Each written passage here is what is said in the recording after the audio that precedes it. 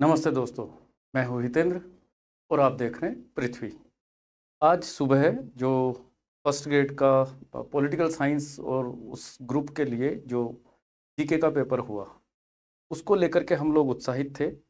और इस उत्साह में कोशिश भी हुई, बिल्कुल कोशिश हुई। आप लोगों को पता होगा कि हम शुरुआती चरण में हैं, अभी लंबे समय बाद में कभी कभी समस्याएं आती हैं। हमने उसको लाइव शेड्यूल भी किया 6 बजे के आसपास। फिर उसमें पीडीएफ में और यूँ इस तरह से कुछ समस्याएं हुई। अभी हम लोग कोशिश करते हैं 2 चरणों में करने की कोशिश करेंगे हम लोग। पहला चरण जो होगा, माफ़ करना मेरा पेन, 2 चरणों में हम लोग इसको करने की कोशिश करेंगे। जो पहला इसका चरण है, उसमें हम लोग हिस्ट्री, ज्योग्राफी और हिंदी के क्वेश्चंस को आपके सामने सॉल्व करने की कोशिश करेंगे। और उसके बाद में समय ज़्यादा है नहीं, कुछ और भी काम है। फिर कल हम संभावना रहेगी, पूरा प्रयास होगा कि बाकी के जो सब्जेक्ट्स हैं, जो सेगमेंट्स थे, उनके प्रश्नों का भी सॉल्यूशन आपके सामने प्रस्तुत किया जाए। तो अभी हम लोग देखते हैं ये ज्योग्राफी, ये जो सीरीज़ मेरे साथ थी, जो सीरीज़ मैंने स्कैन की थी, उसमें फिर एक गलती हुई कि फर्स्ट कवर पेज मैं देख नहीं पाया और जो सेकंड पे जहाँ से क्वेश्चन थे वहाँ से मैंने स्कैन किया उसको। तो सीरीज़ का मुझे पता नहीं है, लेकिन फिर भी मैं इसको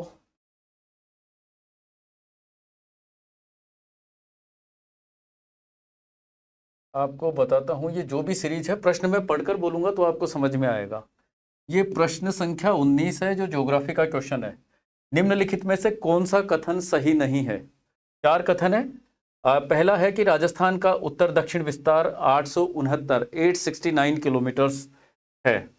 दूसरा है राजस्थान देश के उत्तर पश्चिमी भाग में अवस्थित है, नॉर्थ वेस्टर्न पार्ट में। बिल्कुल ठीक बात है।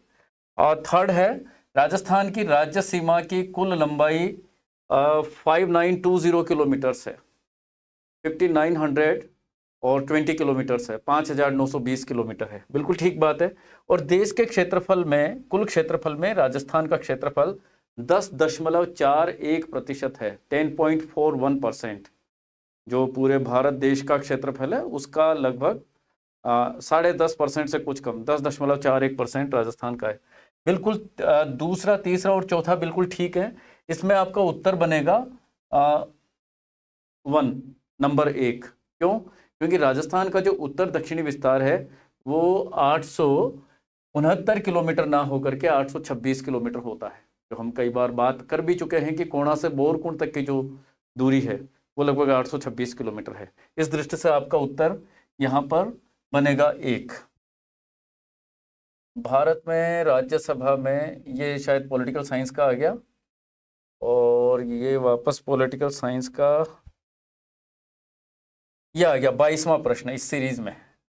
शानदार क्वेश्चन है, और इसलिए आप लोगों से कई बार कहा जाता है कि ये डायग्राम बेस्ड क्वेश्चंस होते हैं, जहां आपको रटकर नहीं बल्कि समझकर पढ़ना होता है। यही ज्योग्राफी की खास बात भी है। और यहाँ बड़े टेक्निकल तरीके से आपको एग्जामिनर ने, पेपर सेटर ने फंसा दिया। देखिए, जनरली मुझे लगता है कि शायद बहुत सारे बच्चों ने गलत किया होगा, लेकिन जिन्होंने बहुत समझ रही होगी, ये वो क्वेश्चन है जो 10,000 में से लगभग 9,000 बच्चे जिसको गलत करते हैं। ये नहीं कहता कि सब लोग गलत करते हैं, लेकिन जिन्होंने समझ के पढ़ा होगा वो जरूर इसको सही करते हैं। कभी कभी ऐसा संयोग होता है कि एक गलत क्वेश्चन और नौकरी गई हाथ से। तो ये क्वेश्चन लगभग उसी तरह का है। जिलों का वह कौन सा समूह है जो कि मध्य जून से सितंबर तक मानसूनी वर्षा से 500 से 600 मिलीमीटर के मध्य वर्षा प्राप्त करता है? 500 से 600 मिलीमीटर के मध्य वर्षा प्राप्त करता है।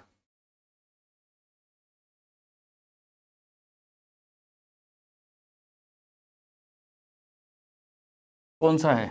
देखिए, यहाँ पर आपके सामने है उदयपुर, राजसमंद, जयपुर, अलवर। सेकंड क्वेश्चन है, सेकंड ऑप्शन है अजमेर, उदयपुर, जयपुर, बूंदी। देखिए, मैं बताऊं कि जो आपने देखा होगा कि ये जैसे राजस्थान है, और यहाँ अभी जल्दबाजी में ऐसा ही ये लगभग अरावली आ गई।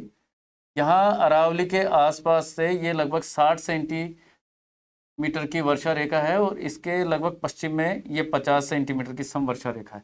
ये 50 और ये 60 अरावली के आसपास। इस इलाके में जो जिले आते हैं वो होते हैं उदयपुर, राजसमंद, अजमेर। ये आपका यहाँ पे उदयपुर का कुछ भाग रहा, यहाँ पर राजसमंद रहा, यहाँ अजमेर रहा, इसके बाद जयपुर आ गया, इसके बाद सीकर और झुंझुनू के पूर्वी क्षेत्र आते हैं और फिर यहाँ पे अलवर आ जाता है। तो ये 50 से 60 सेंटीमीटर समवर्षा रेखाएं हैं। इसका मतलब इन दोनों समवर्षा रेखाओं के बीच का जो भूभाग है वो 50 से 60 सेंटीमीटर के बीच ही वर्षा प्राप्त करेगा। क्योंकि प्रश्न मिलीमीटर में है, आंकड़ा मिलीमीटर में है, 1 सेंटीमीटर में 10 मिलीमीटर होते हैं, इस हिसाब से 50 से 60 में हो गए 500 से 600 मिलीमीटर्स। अब यहाँ आपके पास ऑप्शन में देखिए, ऑप्शन आपका 1 बिल्कुल ठीक है। ये उदयपुर रहा, ये राजसमंद रहा और उसके बाद में ये जयपुर रहा और फिर ये अलवर रहा। ठीक बात है। अब सेकंड ऑप्शन में आप देखेंगे तो अजमेर, उदयपुर, जयपुर, बूंदी, ये बूंदी की वजह से ये गड़बड़ हो गया ये वाला। थर्ड ऑप्शन भी बूंदी की वजह से गड़बड़ हुआ है। यहाँ उदयपुर, जयपुर, अलवर है, अजमेर को हटा करके अलवर रख दिया गया। तीनों जिले बिल्कुल ठीक है, बूंदी ने गड़बड़ की। और फिर चौथे ऑप्शन में तो बिल्कुल आप देखिए कि केवल राजसमंद और अजमेर ठीक है, पाली और चूरू की वजह से ये गड़बड़ हो जाता है। इसलिए यहाँ 22वें क्वेश्चन में कि जिलों का कौन सा समूह है जो मानसूनी वर्षा में 50 से 60 सेंटीमीटर औसत वर्षा प्राप्त करता है, तो इसमें होगा उदयपुर, राजसमंद, जयपुर और अलवर। उसके बाद में हम लोग देखेंगे कि आप देखेंगे 23वां क्वेश्चन। और 23वें क्वेश्चन में क्या बात है? 23वें क्वेश्चन में भी जो बात है,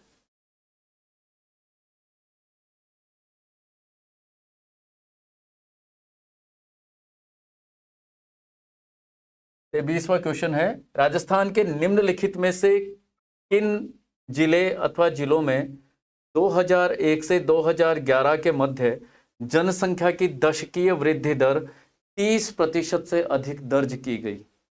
मोर than 30%। The question is talking about the decadal growth in the population between 2001 to 2011। 2001 से 2011 के मध्य किन जिलों में सबसे ज़्यादा पॉपुलेशन की डिकेडल ग्रोथ दर्ज की गई? तो यहाँ पे देखो, आपने यदि पढ़ा हो, बहुत सारे लोगों ने, गुरुओं ने पढ़ाया होगा, हमने भी पढ़ाया था कि बाड़मेर की जो दशकीय वृद्धि थी वो लगभग 32.5% थी, 32.5%। और जैसलमेर की जो है वो लगभग 31.8%। यहाँ थोड़ा सा हो सकता है मुझसे भूल हो रही हो, लेकिन मोर देन 31% है। शायद वो 31.8% ही होना चाहिए, जहाँ तक मुझे पक्का ध्यान आ रहा है। 8 नहीं है तो थोड़ा बहुत मामूली सा पॉइंट्स में कुछ वेरिएशन हो सकता है इस तरह, लेकिन ये कंफर्म है कि 30% से ज़्यादा जो डिकेडल ग्रोथ थी वो बाड़मेर और जैसलमेर में थी। सबसे ज़्यादा बाड़मेर में और सेकंड नंबर पे था जैसलमेर। 2011 में जब जनगणना दर्ज की, जनगणना के आंकड़े दर्ज किए गए, तो इस दृष्टि से बाड़मेर और जैसलमेर दोनों बिल्कुल ठीक हैं। ए भी ठीक है और बी भी ठीक है। यहाँ कूट के जरिए, कोडिंग के जरिए प्रश्न का उत्तर पूछा गया है। ये जिस अभ्यर्थी का प्रश्न पत्र मैंने स्कैन किया उसने ये ए कर रखा है, ए गलत है, उसका प्रश्न ये गलत हो गया, नेगेटिव मार्किंग हो गई। यहाँ पर सही होगा ए और बी। दूसरा जो ऑप्शन है वो बिल्कुल ठीक है यहाँ पर। अब हम चलते हैं क्वेश्चन संख्या 24 में। किस भू आकृतिक प्रदेश को गोडवार प्रदेश कहा जाता है? लूनी बेसिन को गोडवार प्रदेश कहा जाता है। और लूनी बेसिन कौन से इलाके में है? वहाँ उसकी ट्रिब्यूटरी है, जवाई नदी भी है, जवाई का इलाका भी है, इसलिए लूनी जवाई बेसिन जो है वो, इस बच्चे ने ये भी गलत कर दिया, फर्स्ट को क्रॉस कर रखा है और उसने सेकंड ऑप्शन ठीक कर दिया है। ये सेकंड ऑप्शन को अपना आंसर बनाया, शेखावाटी रीजन, इसका ये भी गलत हो गया। इसका सही उत्तर बनेगा लूनी जवाई बेसिन। ठीक है। उसके बाद अगला प्रश्न है, निम्नलिखित में से कौन सी नदी साबरमती की सहायक नहीं है? निम्नलिखित में से कौन सी नदी साबरमती की सहायक नदी है? सॉरी, मैंने पहले गलत पढ़ा। Which of the following is the tributary of river Sabarmati? Sabarmati की कौन सी सहायक नदी है? तो माजम, इसने ये प्रश्न बिल्कुल ठीक किया है। माजम बिल्कुल साबरमती की सहायक नदी है जो उदयपुर की कोटड़ी क्षेत्र से ये निकलती है। और इसमें यदि हम लोग देखेंगे तो देखिए जो चाप है, गंभीरी बनास की सहायक नदी आ गई, बनास की। उसके बाद सागी जो है वो लूनी की सहायक नदी आ गई। और जो चाप है वो संभवतया माही की सहायक नदी है। ठीक है, इस दृष्टि से यहां पर जो सही उत्तर बनेगा ऑप्शन नंबर 4, माजम साबरमती की सहायक नदी है। इसके बाद हम देखते हैं क्वेश्चन नंबर 26। ये फिर मैं ले लूं, थोड़ी सी दिक्कत है इस सॉफ्टवेयर में कि बार बार मुझे पेन सेट करना पड़ रहा है। जी हाँ, कॉलम 1 को कॉलम 2 से सुमेलित कीजिए। नीचे दिए गए कूटों में से सही उत्तर का चयन कीजिए। दो दो तरफ है, एक कॉलम 1 कॉलम 2। कॉलम 1 को कॉलम 2 के साथ मैच करना है। ठीक बात है। यहाँ 4 खनिज हैं, 4 मिनरल्स हैं अलग अलग, और उसके सामने 4 वो रीजन्स हैं जहाँ से इनकी माइनिंग की जाती है, खनन किया जाता है। तो देखिए तांबा जो है ये ए है तांबा, और तांबा के लिए कोलन दे रखा है, इसका रहेगा 3। तांबा के लिए कोलन, कोलन कहाँ है? खेतड़ी में है भाई। खेतड़ी में जो खान है उनमें एक खान का नाम कोलन है, इसलिए परेशान नहीं होना। आजकल कई परीक्षाओं में इस तरह से एग्जामिनर ने पूछना शुरू कर दिया है। तो तांबा के साथ ऑप्शन 3 जाएगा। तीसरा और जो जस्ता है ये रहा राजपुर दरीबा। ये चौथा ऑप्शन सीसा और जस्ता के साथ आएगा। राजपुर दरीबा राजसमंद में है। और फिर है मैंगनीज सी। मैंगनीज के लिए आएगा आपका, ये रहा काला खूंटा, यहाँ 2 आएगा। तो काला खूंटा कहाँ है? Where is the location of Kala Khunta? Banswara. Banswara में है ना। मैंगनीज के बहुत सारे इलाके हैं, मैंगनीज सबसे ज़्यादा बांसवाड़ा में ही पाया जाता है।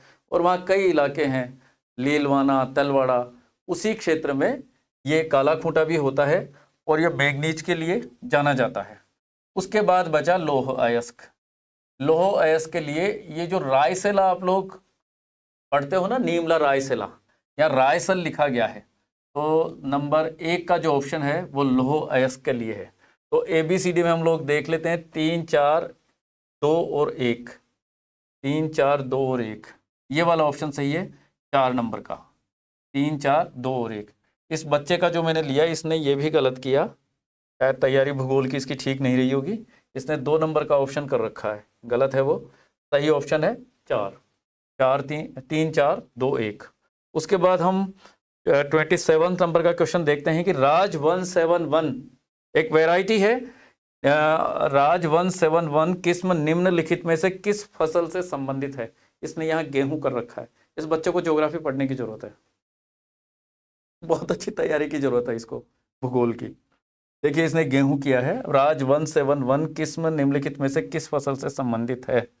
Variety 171 is related which of the following crops?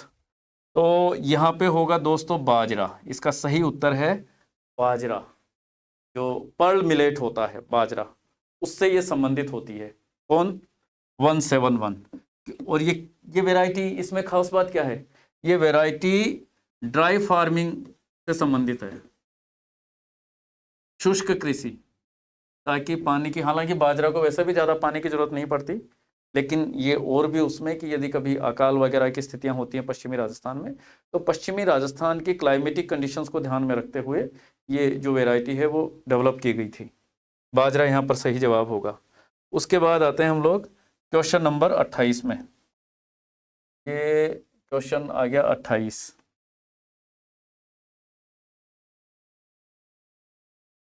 28 में क्या है? वही सूची 1 को सूची 2 के साथ सुमेलित कीजिए। सूची 1 और सूची 2 को सुमेलित कीजिए एवं नीचे दिए गए कूटों में से सही उत्तर का चयन कीजिए। और यहाँ मारवाड़ी, मेवाड़ी, मेवाती और सूरती मई में आ रहा है, और दूसरी तरफ है ऊंट, भेड़, गाय और भैंस। थोड़ा सा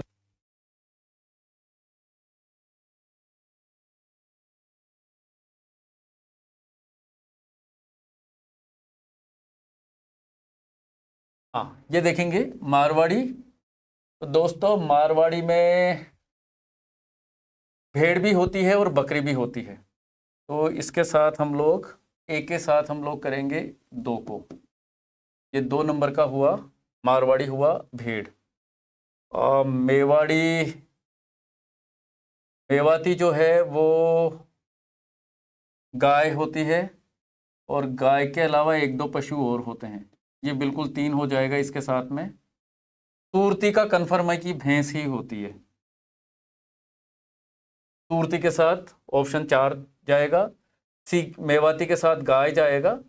अब देखिए मेवाड़ी भेड़ है और मारवाड़ी के साथ मेवाड़ी के साथ बचा ऊंट, तो बी के साथ करेंगे 1।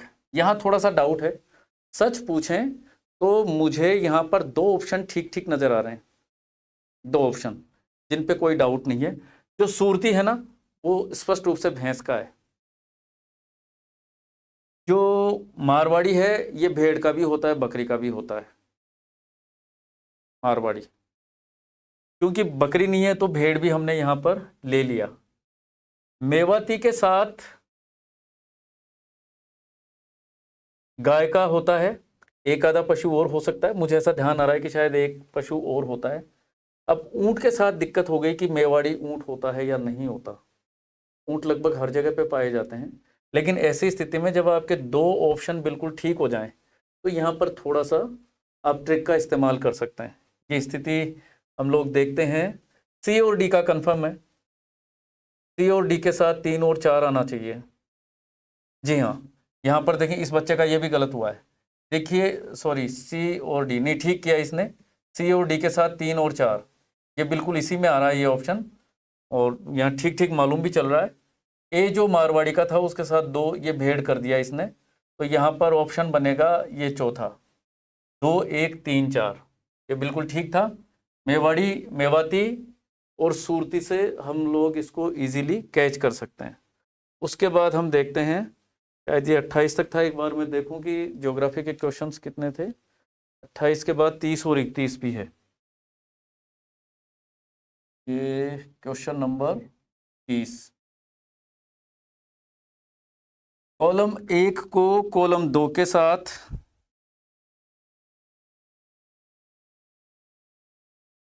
कॉलम 1 को कॉलम 2 से सुमेलित कीजिए तथा नीचे दिए गए कूटों में से सही उत्तर का चयन कीजिए।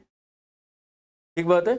अब कॉलम 1 में क्या है, नागौर है, 4 जिलों के नाम है, नागौर, झुंझुनू, जोधपुर और बाड़मेर। और कॉलम बी में सोलर पावर प्लांट्स हैं, ग्रीन एनर्जी की बात हो रही है। धीरे धीरे राजस्थान इस पर स्विच भी कर रहा है, बहुत सारी सब्सिडीज भी आ रही हैं, तो बिल्कुल ये ठीक क्वेश्चन आया। तो दोस्तों यहाँ भी थोड़ी सी दिक्कत है, कई बार इस तरह के ऑप्शंस आ जाते हैं। आप कितना ही पढ़ लीजिए, क्योंकि आप 100% नहीं कर सकते, तो थोड़ा सा कभी कभार, लेकिन कुछ हिंट आपको जरूर मिल जाता है। ये क्वेश्चन भी पिछले क्वेश्चन की तरह है। यहाँ जैसे मैं अपनी बात करूं तो 2 स्थानों का मुझे ठीक ठीक अंदाजा है, और तीसरे का मुझे थोड़ा कम आइडिया है, और चौथे का बिल्कुल भी आइडिया नहीं है। ठीक है, जो खींवसर है वो स्पष्ट रूप से नागौर की लोकेशन है, नागौर की, तो एक के साथ 4 जाएगा।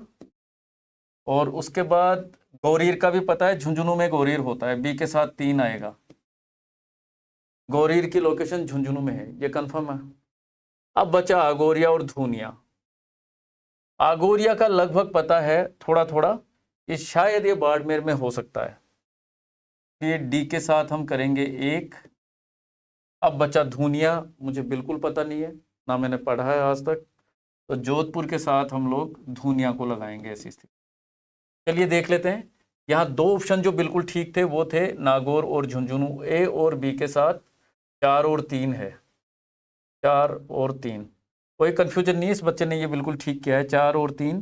शायद हो सकता है इसने भी ऐसा ही पकड़ा होगा, थोड़ी सी जानकारी रही होगी इनको। 4 और 3 आ रहा है बिल्कुल, और दूसरे किसी ऑप्शन के साथ 4 और 3 नहीं है। ये बिल्कुल ठीक है कि नागौर में खींवसर है और झुंझुनू में गौरीर है, ये कंफर्म होता है। एग्जामिनर ने इन ऑप्शंस को रिपीट भी नहीं किया कि किसी दूसरे में ये सेम चीज़ें वो दे देते, 4 और 3 को लगा देते। यहाँ पर इसका ऑप्शन 2 बिल्कुल सही बन जाता है, इसका उत्तर बन जाता है 4 3 2 और 1। इसके बाद क्वेश्चन नंबर 31 है, 31वां प्रश्न है, नवीन राष्ट्रीय राजमार्ग 52, नेशनल हाईवे 52 राजस्थान के निम्नलिखित में से किस शहर से नहीं गुजरता? जो NH 52 है राजस्थान के किस शहर से पास नहीं होता है?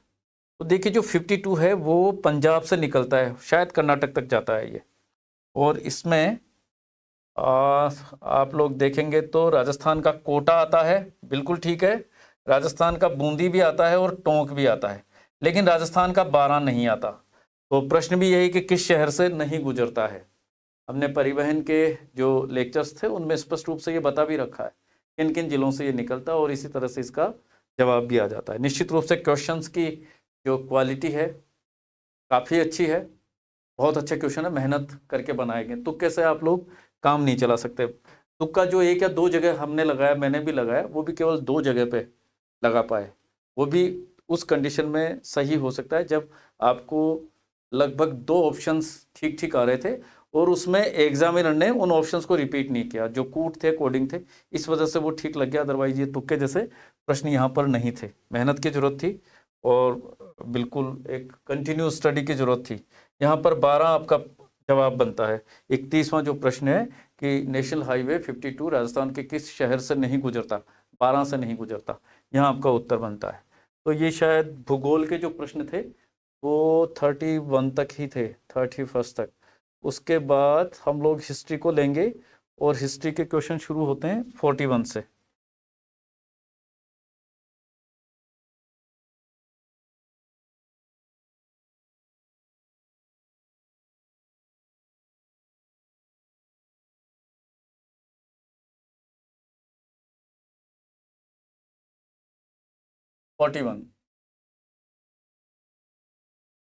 ये रहा, मैं इसको यूज करता हूँ।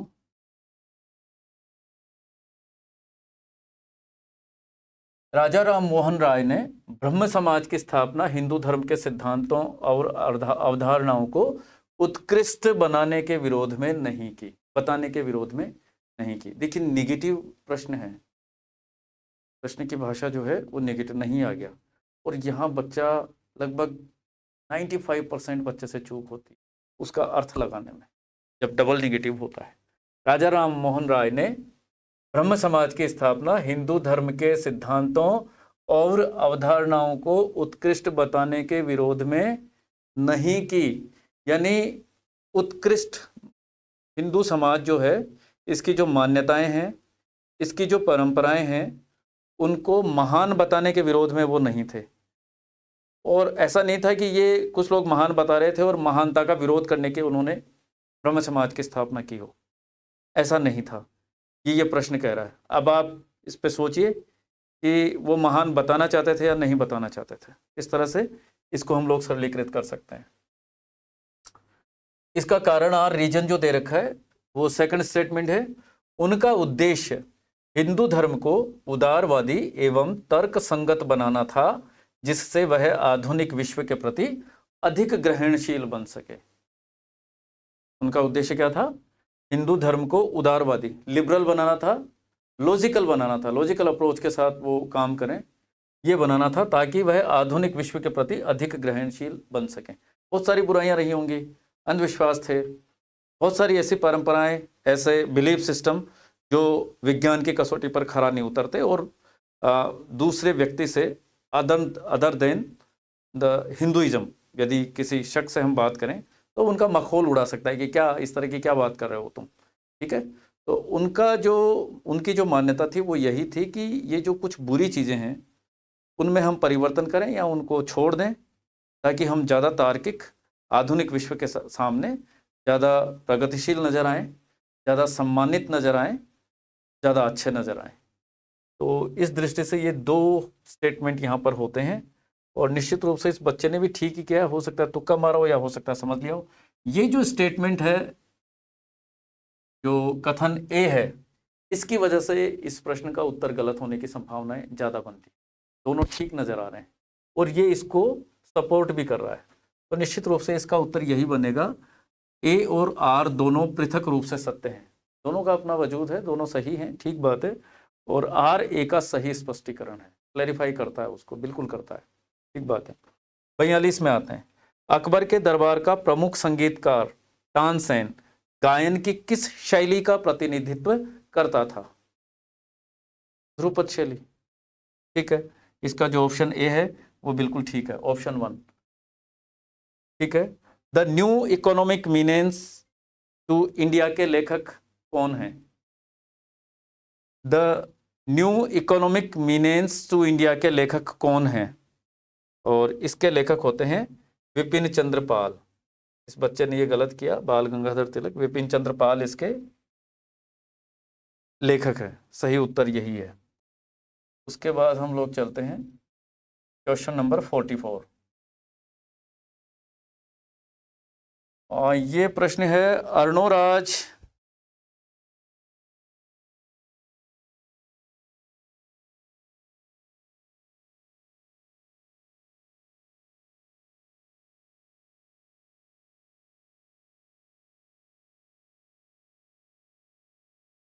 शायद कुछ गलत हुआ।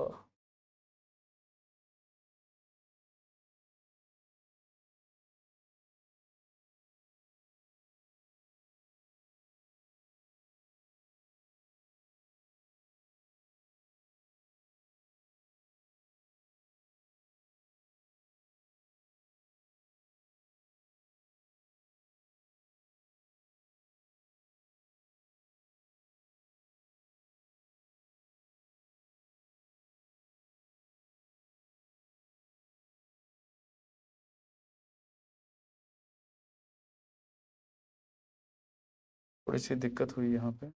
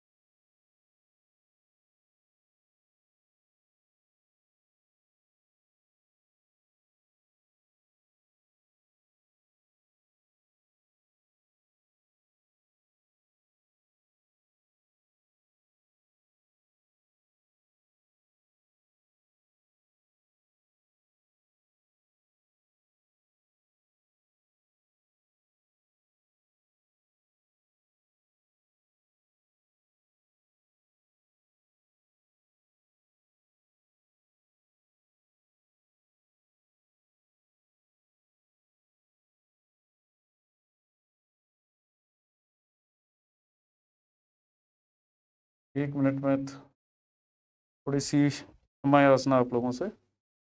और ये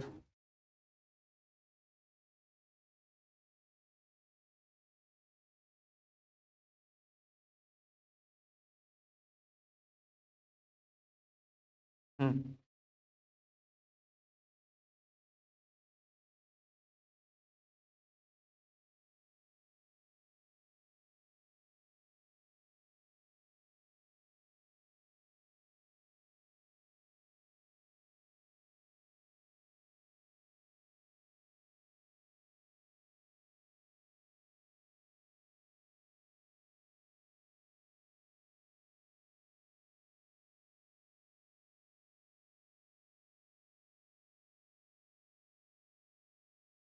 ये प्रश्न संख्या 44।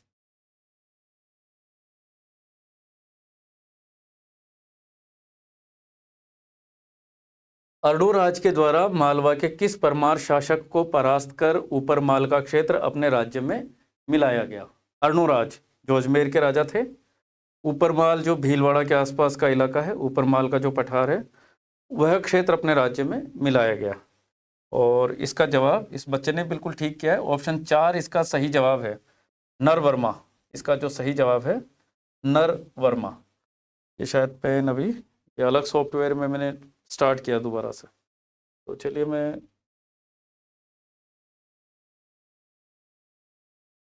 उसके बाद है 45वां प्रश्न। नागपुर के 1920 के नागपुर अधिवेशन में गांधी जी के असहयोग आंदोलन के प्रस्ताव के विरोध में किसने कांग्रेस की सदस्यता को त्याग दिया? गांधी जी के प्रस्ताव के विरोध में, और बात कहाँ की हो रही है? 1920 नागपुर की, नागपुर के अधिवेशन की बात है। तो असहयोग आंदोलन का जो प्रस्ताव गांधी जी ने दिया, उसके विरोध में किसने कांग्रेस की सदस्यता को त्याग दिया? 2 लोग थे, इन्होंने ये गलत जवाब दिया, लाला लाजपत राय। इसका सही जवाब ऑप्शन ए है, मदन मोहन मालवीय और CR दास। इसका सही जवाब होता है। ठीक बात है। प्रश्न संख्या 1, माफ करें, ऑप्शन 1 इसका सही जवाब है। उसके बाद है 46, कालीबंगा की अग्नि वेदिकाओं के संबंध में कौन सा कथन सही नहीं है? कालीबंगा की अग्नि वेदिकाओं के संबंध में कौन सा कथन सही नहीं है? ये 4 ऑप्शन है। वेदिकाएं मिट्टी की ईंटों से बने ऊंचे चबूतरे पर प्राप्त हुई हैं। बिल्कुल ठीक बात है। प्रत्येक अग्नि वेदिका में त्रिभुजाकार अग्निकुंड है। आयताकार था, त्रिभुजाकार नहीं था। तो जो यज्ञ वेदी होती थी, अग्निकुंड होता था, वह आयताकार होता था। त्रिभुजाकार अग्निकुंड नहीं बल्कि आयताकार था वो। तीसरा प्रश्न, यहाँ ये ऑप्शन अभी गलत साबित हो रहा है, सेकंड नंबर का। तीसरा है, अग्नि वेदिका के पास बना कुआं यहाँ धार्मिक अनुष्ठान होने के संकेत देता है। बिल्कुल ठीक बात है। अग्नि वेदिका के पास जो कुआं था वो धार्मिक अनुष्ठान हो, ऐसा अनुमान लगाया गया है कि धार्मिक अनुष्ठानों के प्रयोजन से वो था। और चौथा है, अग्नि वेदिकाएं पश्चिमी टीले पर मिली हैं। जी हाँ, बिल्कुल ठीक है, वो पश्चिमी टीले पर ही मिली हैं। और यहाँ पर जो प्रश्न की भाषा है वो यही बात हो रही है कि कौन सा कथन सही नहीं है। तो ऑप्शन नंबर 2, सेकंड ऑप्शन यहाँ ठीक नहीं है। जो ठीक नहीं है वही इस प्रश्न का उत्तर भी है। तो प्रश्न का उत्तर होगा 2, प्रत्येक अग्नि वेदिका में त्रिभुजाकार अग्निकुंड है। आगे चलिए, प्रश्न संख्या 47, निम्न में से किसने अजमेर में सविनय अवज्ञा आंदोलन के कार्यक्रमों में सक्रिय भागीदारी की? इन प्रश्नों के जो उत्तर हैं वो आभार सहित डॉक्टर राकेश धाबाई जी, जो हिस्ट्री के एक जाने माने विद्वान साथी हैं, मेरे मित्र भी हैं, मेरे साथ असिस्टेंट प्रोफेसर भी हैं मेरी ही कॉलेज में, उनसे बड़े सम्मान के साथ प्राप्त हुए। तो मैं लाइव आप सभी की मौजूदगी में उनको धन्यवाद भी देता हूँ। निम्न में से किसने अजमेर में सविनय अवज्ञा आंदोलन के कार्यक्रमों में सक्रिय भागीदारी की? अजमेर में सविनय अवज्ञा आंदोलन के कार्यक्रमों में सक्रिय भागीदारी की किसने की? गोकुल राव असावा, मास्टर लक्ष्मी नारायण, चंद्रभान शर्मा और कृष्ण गोपाल गर्ग। ठीक बात है। ये ऑप्शन जो 3 है ये यहाँ पर इसका जवाब बन जाएगा। A, B, C और D, ये चारों शख्स इन कार्यक्रमों में भागीदारी करने वाले शख्स हैं, व्यक्तित्व हैं। ठीक बात है। उसके बाद है प्रश्न संख्या 48, उस व्यक्ति का नाम बताइए जिसने घायल महाराणा सांगा को थानवा के युद्ध क्षेत्र से सुरक्षित बसवा पहुंचा दिया था। जब राणा सांगा घायल हो गए थे तो एक तो शख्स जो सलुम्बर के सामंत थे, उन्होंने तो सांगा का वो मुकुट वगैरह, पगड़ी वगैरह धारण करके उनकी जगह लेकर के लड़ना जारी रखा, जैसा कि महाराणा प्रताप के साथ हुआ था। और करमचंद जो थे वो इन्हें लेकर के घायल अवस्था में लेकर के और सकुशल सुरक्षित स्थान पर इन्हें पहुंचा दिया, बसवा पहुंचा दिया था। तो यहाँ सही जवाब होगा करमचंद, ये इसका सही जवाब बनता है।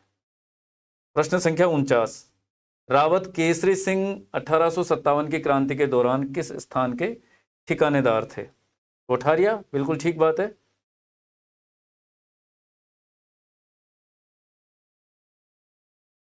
50, हिंदुस्तान सोशलिस्ट रिपब्लिकन एसोसिएशन की स्थापना कहाँ हुई थी? मैं आपको यह भी कह दूं कि अभी जो पृथ्वी स्टूडियो ने जो काम करना शुरू किया है, लैब असिस्टेंट की हम लोग बात कर रहे थे, कोर्स बन लगभग जो उसका फर्स्ट पेपर है उसका 50% से ज़्यादा कोर्स बन चुका है, वो अपलोड भी कर दिया गया है ऐप में, आप लोग को देख सकते हैं और उस पर विचार कर सकते हैं। बहुत जल्द हम लोग इन कोर्सेज के साथ में लाइव क्लासेज भी शुरू करने वाले हैं।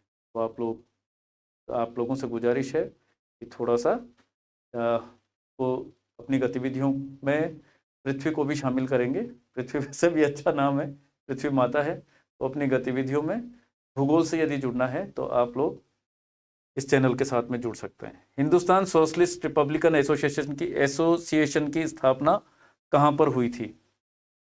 ये हुआ था फिरोज शाह कोटला, नई दिल्ली, दिल्ली में। तो ऑप्शन 4 इसका सही जवाब बनता है, फिरोज शाह कोटला, दिल्ली। 51वां प्रश्न है इस सीरीज के हिसाब से, महिलाओं के वस्त्रों में गींदड़ नृत्य करने वाले पुरुषों को किस नाम से जाना जाता है?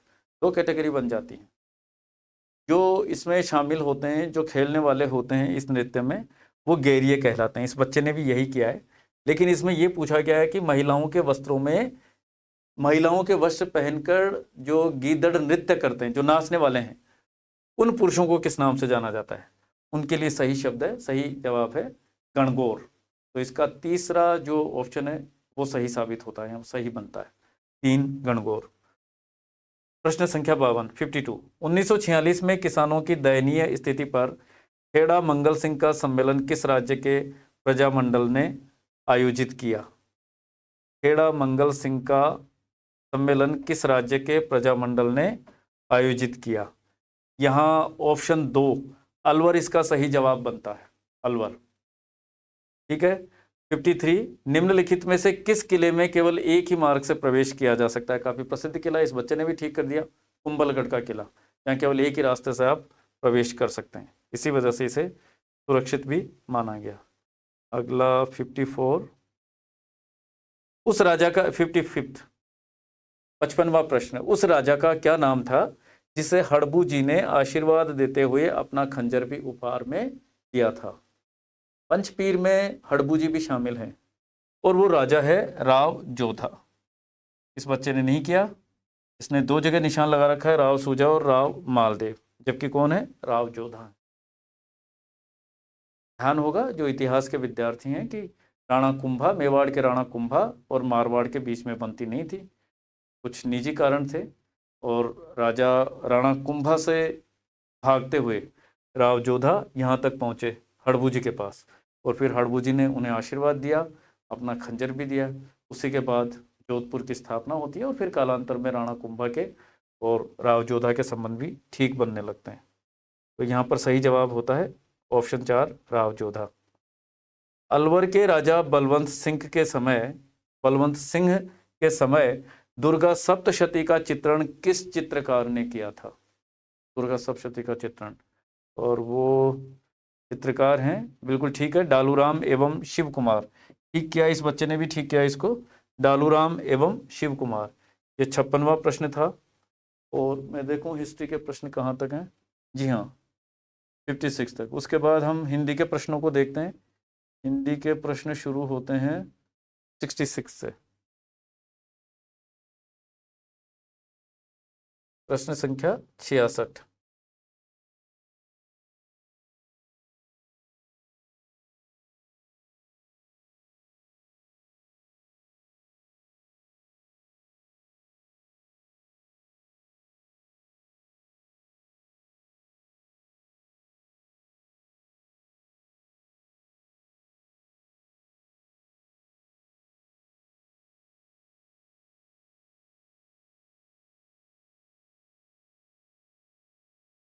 या निम्नलिखित में से कौन सा विकल्प अनेकार्थक शब्दों के अर्थों के दृष्टिकोण से सही नहीं है?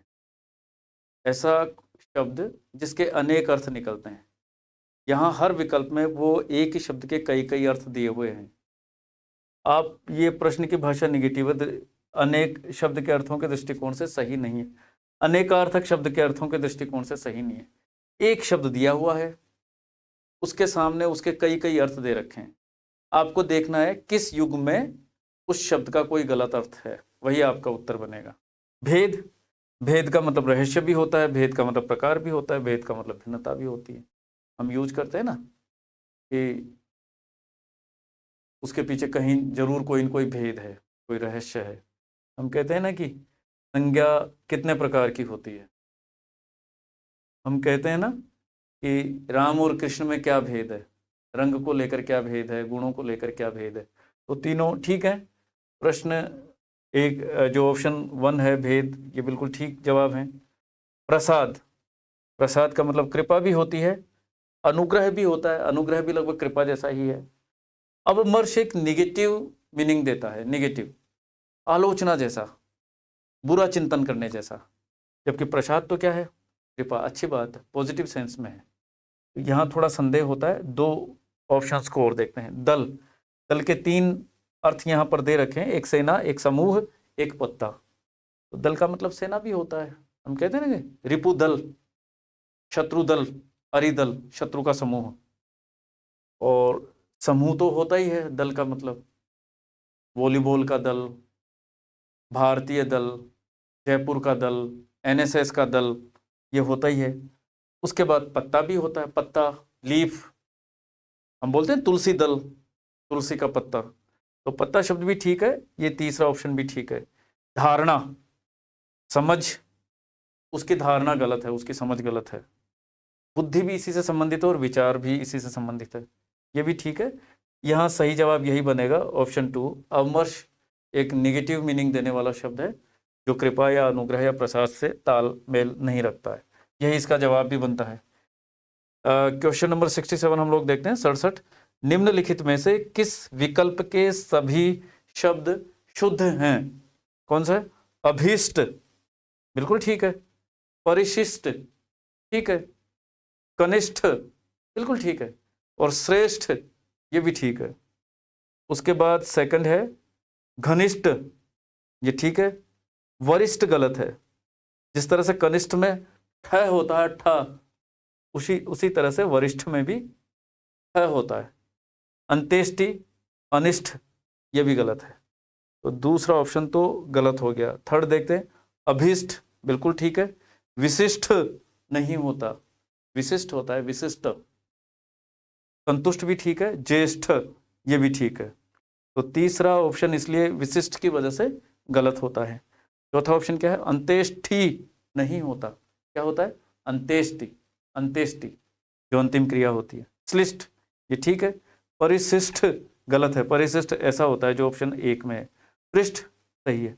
2, 3 और 4 तीनों जो ऑप्शन नंबर 2, 3 और 4, इसमें कुछ कुछ शब्द ऐसे हैं जो गलत हैं। ऑप्शन ए के सभी शब्द, चारों शब्द बिल्कुल ठीक हैं। अभीष्ट, परिशिष्ट, कनिष्ठ, श्रेष्ठ, ये चारों ठीक हैं। ऑप्शन 1 इसका सही उत्तर बनेगा।